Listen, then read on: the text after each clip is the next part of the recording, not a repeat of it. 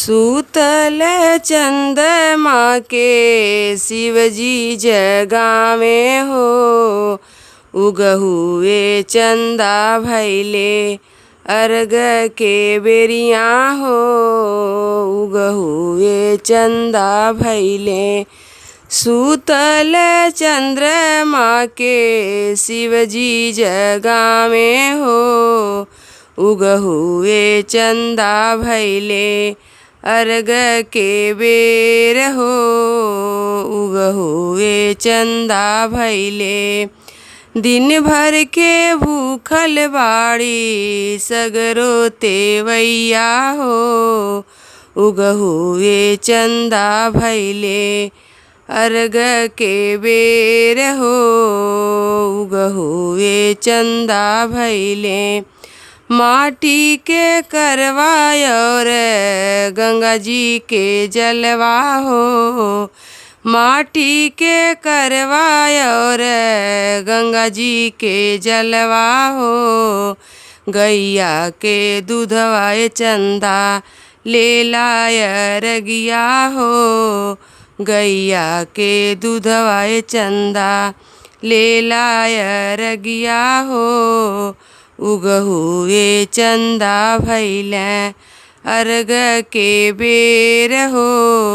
उगहुए चंदा भैले सूतल चंद्रमा के गौरा जी जगावे।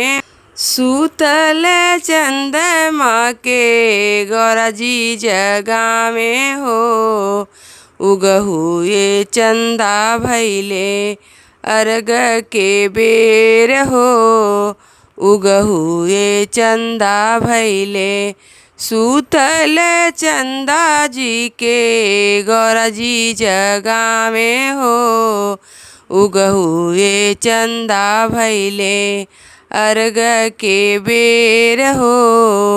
उगहुए चंदा भैले दिन भर के भूखल बाड़ी सगरो तेवैया हो। उगहुए चंदा भैले अर्घ के बेर हो। पान और सुपारी चंदा लेहु अर्घिया हो। पान और सुपारी चंदा लेहु अर्घिया हो। उगहुए चंदा भैले अर्घ के बेर हो। उगहुए चंदा भैले अर्घ के बेर हो। मेवा मिठैया चंदा लेहु अर्घिया हो। मेवा मिठैया चंदा लेहु अर्घिया हो। उगहुए चंदा भैले अर्घ के बेर हो। हाथ जोड़ बिनती करे सगरो तेवैया हो। हाथ जोड़ बिनती करे सगरो तेवैया हो।